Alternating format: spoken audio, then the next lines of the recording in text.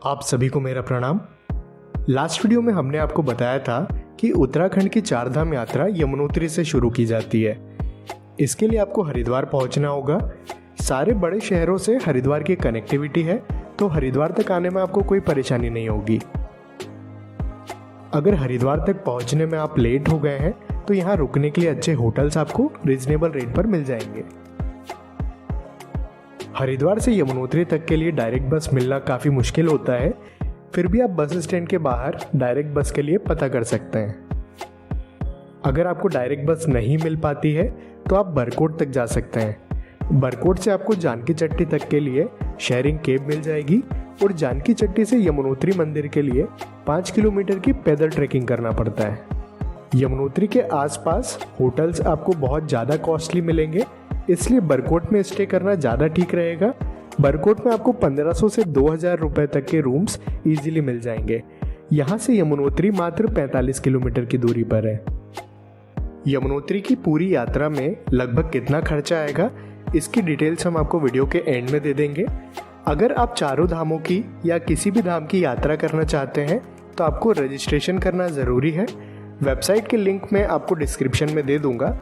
जब भी आप उत्तराखंड आएं तो रजिस्ट्रेशन पहले ही कर लें।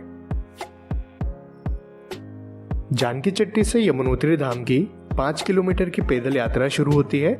यहाँ पर आपको घोड़े खच्चर, पालकी और पिट्ठू का ऑप्शन मिल जाएगा। घोड़े खच्चर का आने जाने का किराया 2500 रुपये, पिट्ठू का किराया 5000 रुपये और पालकी का किराया 8000 रुपये लगता है। ये किराया भीड़ के हिसाब से चेंज होता रहता है। जैसे 2 साल या 3 साल पुरानी बात करें तो केवल 1000 रुपये में काम हो जाता था, परंतु इस बार भीड़ काफ़ी ज़्यादा थी, इसलिए रेट काफ़ी ज़्यादा बढ़ चुके हैं। अगर शारीरिक रूप से आप स्वस्थ हैं तो पैदल यात्रा करना ही एडवाइजेबल है।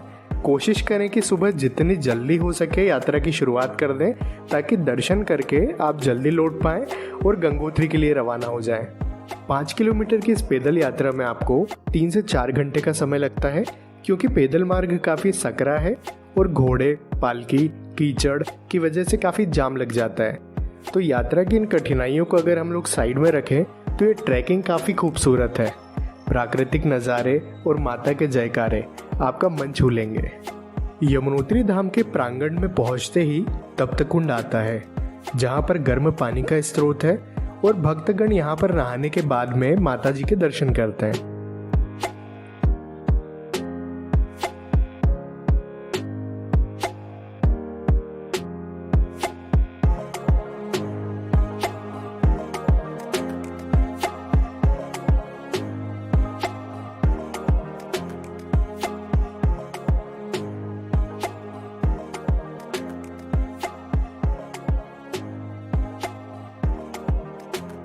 यमुनोत्री के आसपास भी कुछ दार्शनिक स्थल है जहां आप जा सकते हैं। इसमें एक बेहद खूबसूरत जगह है सप्तऋषि कुंड। ये वह जगह है जहां पर माता यमुना का उद्गम होता है, पर यहां तक पहुंच पाना आसान नहीं है।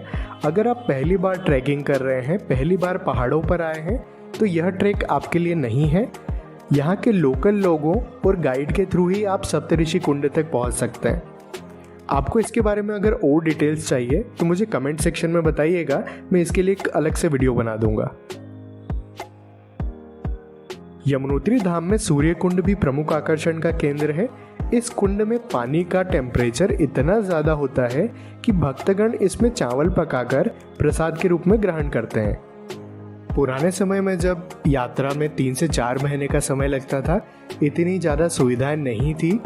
उस समय में इस सूर्य कुंड में जो भक्तगण हैं वो चावल पकाकर नमक और शक्कर मिलाकर भोजन के रूप में खाया करते थे।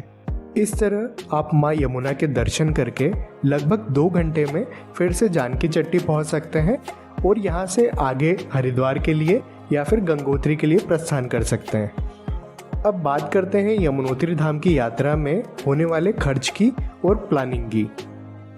अगर आप केवल यमुनोत्री धाम की यात्रा करना चाहते हैं तो यात्रा का पहला दिन आपका हरिद्वार से शुरू होता है। आपको पहले दिन हरिद्वार से बरकोट सुबह जल्दी निकलना होगा। कोशिश करिएगा कि सुबह 6 से 7 बजे आप बरकोट के लिए रवाना हो जाएं। जैसे ही आप बरकोट पहुंचते हैं आपको पहले दिन यहीं पर स्टे करना है, क्योंकि बरकोट में जानकी चट्टी की अपेक्षा यहाँ पर होटल्स ज़्यादा अच्छे और कम कीमत में आपको मिल जाएंगे। यात्रा के दूसरे दिन बरकोट से यमुनोत्री की यात्रा करनी है। कोशिश करिएगा सुबह 4 से 5 बजे ये यात्रा शुरू हो जाए। आप बरकोट से जैसे ही जानकी चट्टी पहुंच जाएंगे, वहां से 6 किलोमीटर की पैदल यात्रा शुरू होगी। दर्शन करने के बाद में कोशिश करिएगा कि दोपहर तक वापस आप जानकी चट्टी और वहां से वापस बरकोट आ जाएं। फिर आप डे 2 में बरकोट में भी स्टे कर सकते हैं और डे 3 में आप बरकोट से फिर से हरिद्वार आ सकते हैं। तो इस तरह आपकी 3 दिन में हरिद्वार से बरकोट, बरकोट से जानकी चट्टी, वहाँ से माँ यमुना के दर्शन और फिर से बरकोट होते हुए हरिद्वार आकर आपकी यात्रा खत्म हो जाएगी।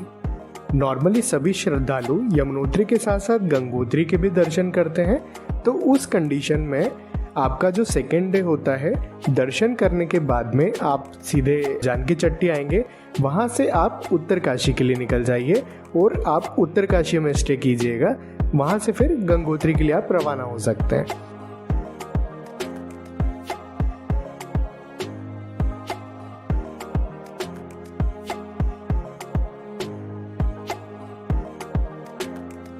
दोस्तों, हमने कोशिश की है कि हम आपको यमुनोत्री धाम की सारी जानकारी इस वीडियो में दे पाएँ। अगर फिर भी आपकी कोई क्वेरी है तो आप हमसे कमेंट करके पूछ सकते हैं। हम बिल्कुल सारे कमेंट रीड करते हैं और आपको जल्दी से जल्दी रिप्लाई देने की कोशिश करेंगे। आप सभी को मेरा प्रणाम।